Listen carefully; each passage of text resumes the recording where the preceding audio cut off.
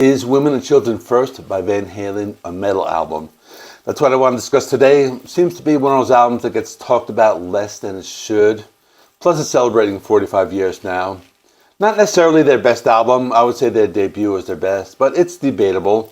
It's one of those albums that shows the band getting heavier, along with their next album, Fair Warning.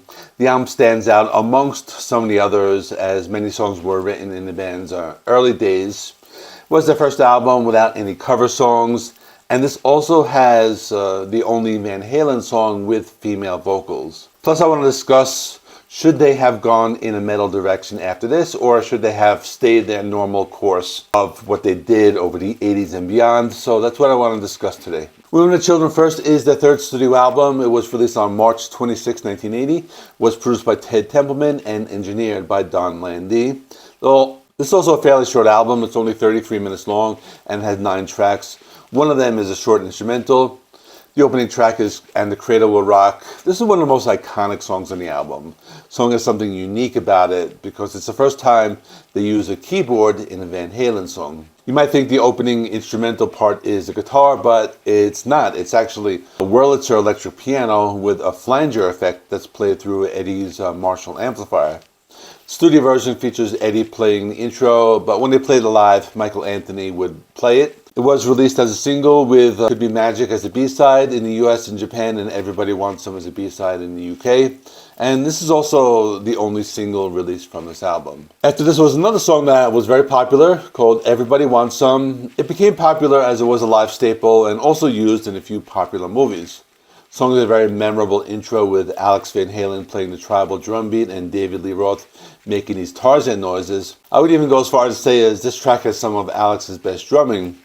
Eddie Van Halen also tried out some new guitar techniques on this track, but I think the song became very popular when it was used in the 1985 movie Better Off Dead during this claymation scene that shows this hamburger dancing. And it's kind of funny because that movie from the 80s, it pretty much had this complete claymation music video right in the middle of the movie.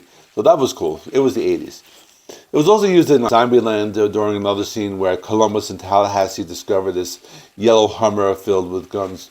So that's another pretty cool movie. Then with the song Fools, this is often seen as one of their underrated gems. The song has an extended guitar solo in the intro, and this was Van Halen going for more of a Led Zeppelin style. It's also considered to be one of the heaviest guitar riffs that they've ever used in any of their songs, but it's also debatable as there will be many more heavy riffs throughout this album. A lot of critics even said that this is one of the songs that deserved more attention, as the most popular songs from the album were the first 2 tracks that I talked about. But this song was also played live back in 1975, and that probably might explain the Led Zeppelin influence. But I think if you want to talk about one of Van Halen's heaviest songs, we have to talk about Romeo Delight. This is probably one of the few Van Halen songs that's a true metal song. It could even be said that it's borderline speed metal with its fast pace and energy. The song also has a very unconventional structure featuring abrupt stops and a complex chorus. Eddie Van Halen really shows off his versatility on this track. Side 2 of the album begins with a short 57-second instrumental. The name of the track is Tor Tor. Serves as an intro that goes right into the next track, Loss of Control. It's one of those tracks that's very divisive amongst listeners. It was a very heavy song despite its short runtime. One critic said it sounded like a pterodactyl screeching over a Black Sabbath song. Other people feel it's a filler track and doesn't need to be in the album, but personally, I thought it was very cool and showed off the band's heavier side. Then there was the track Loss of Control. This was another song that's been divisive. It's a very high energy song and it has been considered to be one of the most aggressive tracks. Some people even praised Eddie Van Halen's experimentation on this track. Others felt it strayed too much from their catchy pop sound. This was also one of the songs that had been on the Van Halen setlist for a while, and they played it for the first time live back in 1977. There was also a music video for the song that was very raw, and it shows David Lee Roth dressed as the doctor with a woman dressed as a nurse on stage. Pretty cool. You can check that out on YouTube. At this point in the album, the music starts to get a little laid back, with the exception of this hidden track at the end. I'll talk about that in a few minutes. The next song is called Take Your Whiskey Home. This dates back to 1974. They recorded it as a demo. This was even before Michael Anthony was in the band. The song has an acoustic intro. It goes into a heavy blues sound. I personally think this song was very influential on the glam metal scene in the 80s. The song's a nice blend of rock and blues. I think it's one of those songs where the bass playing of Michael Anthony really stands out. After this is another blues track called Could This Be Magic? The song features the only female vocals on any Van Halen song. The female vocals were performed by Nicolette Larson. She was a popular singer in the late 70s. She worked as a solo artist and she worked with Neil Young. Unfortunately, she passed away in 1997. Some critics call this track Hawaiian flavored. Eddie Van Halen plays the slide guitar. Some people like the song a lot. It shows off the band's versatility. Others feel it doesn't really fit along with the harder rockers on the album. But then again, it was something Van Halen did on their previous albums as well. The song even features the sound of rain in the background that adds to its experimental nature. The last track was called In a Simple Rhyme, and this one has a cool acoustic intro and some marching band style drumming. It was another song written back in 1974. It has that 70s hard rock sound.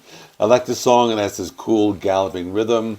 There's a softer part in the middle where David Lee Roth does this melodic singing. I think this song might even have influenced the band King's X because it has those same kinds of harmonies. In addition, also has some really good bass playing by Michael Anthony, who doesn't always get a chance to shine on Van Halen albums. This song ends with a 20-second instrumental called Growth. It's an instrumental. It sounds like metal music. It's really short, but it's cool. It's like a Black Sabbath type of guitar riff, so that's really cool. Let me discuss my thoughts on what if Van Halen was a metal band after Women and Children first. So let's look at the facts first. After this album, they dabbled in metal, but remained a hard rock band, and it really gave them their identity over the next few years. Heavy metal was popular in the 80s, but I think the combination of Eddie Van Halen's guitar playing and David Lee Roth's stage appearance made them a really recognizable band. And they were also a band that everybody liked, everyone from metalheads to pop fans.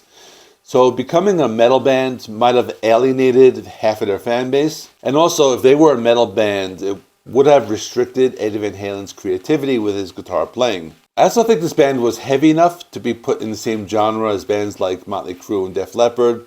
So in other words, they were a party band, but I don't think going heavier into more of a thrash direction or a heavy metal direction would have helped them. Same can be said for David Lee Roth. He had this outgoing party persona, and I don't really think he could pull off this dark music. Plus, they would be abandoning their signature style if they would move into a sound more like Iron Maiden or Judas Priest, so probably wouldn't have worked for them. In addition, Eddie Van Halen and David Lee Roth were butting heads during the recording of Fair Warning, so if they were to go into a metal direction, that probably would have made things a lot worse anyway. But anyway, those are my thoughts. Let me know what you think about my idea. And if you want to learn about what the band was going through during the next album, Fair Warning, check that out. I did an anniversary review for that a few years ago. In the meantime, thanks for watching. Please give the video a like. It helps me with the YouTube algorithm. Please subscribe if you have not already. I do rock and metal reviews, rankings, and more. Thanks for watching. I'll see you in the next one.